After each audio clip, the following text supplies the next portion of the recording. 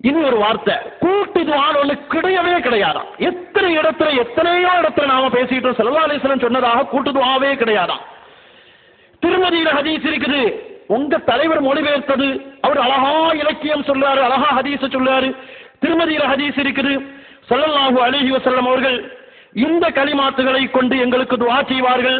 அல்லாஹும்ம அக்ஸிம் லனா மின் ஹஷியத்திக, எங்களுக்கு உன்னுடைய பயபக்தி பங்கு வைத்து தருவாயாக எங்களுக்கு. திருமதியில் வரக்கூடிய ஹதீஸ். கூட்டு துஆவே கிடையாது. ஸல்லல்லாஹு அலைஹி வஸல்லம் சொல்றாங்க, ஒரு கூட்டத்தினர் துஆவோட மற்றவர்கள் ஆமீன் சொன்னால் அதை அல்லாஹ் நிச்சயமாக ஏற்றுக்கொள்கிறான் என்று கண்மணி நாயகத்தினுடைய ஹதீஸ் திருமதியினுடைய 2வது பாகம் 172வது பக்கத்தில் இருக்கிறது. ஸல்லல்லாஹு அலைஹி வஸல்லம் அல்லாஹும்ம ஜஅல்னா ஹாதியன். இங்க நிறைய அரபி வார்த்தை வேற வாசிச்சார். அதெல்லாம் இலக்கண பிழையாக நாம் சொல்ல தயாரில்லை. ஏதோ வார்த்தை தடுமாற்றம் என்று சபை ஒழுங்குக்காக வேண்டி சொல்லி வைக்கிறோம். சில சமயத்தில் நம்ம வார்த்தை ஜபர் வேசி ஓத வேண்டிய இடத்துல சேராக வார்த்தை மேடையினுடைய அடிப்படையில் வந்துரும் நினைக்கிறோம். உங்களை திருத்திக் கொள்ளுங்கள் என்று சொல்லிக் கொள்ளுகிறோம். எழுதி வைத்து வாசிப்பதாக இருந்தால் கூட, கிதாபுகளை கண்ணால பார்க்காம இருந்தால் கூட, எழுதி வைத்து வாசிப்பதாக இருந்தால் கூட முதல்ல யாராவது போட்டுட்டு வந்து வாசிச்சா ரொம்ப நல்லா இருக்கு. அதை நாம இந்த சபை ஒழுங்குக்காக வேண்டி வெளிப்படுத்தி காட்டவில்லை. ஸல்லல்லாஹு அலைஹி வஸல்லம் கூட்டு துஆவை பற்றி ஒரு நாள் முழுவதும் பேசலாம்.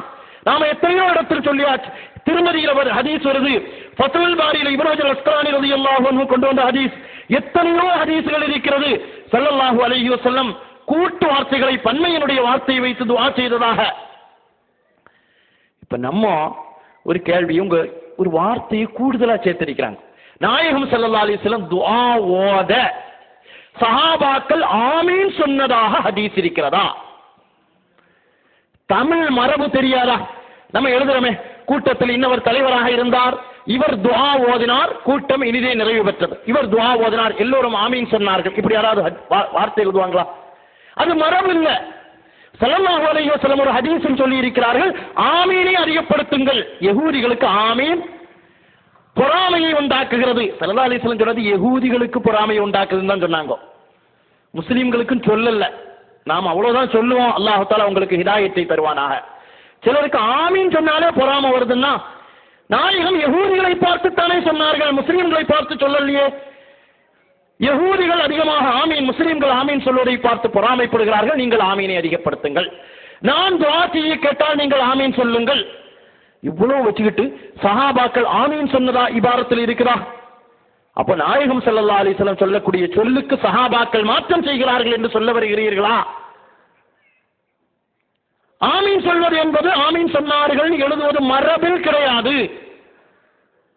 கண்மணி நாயகம் ஆமீன் சொல்லுங்கள் என்று சொல்லி இருக்கிறார்கள்.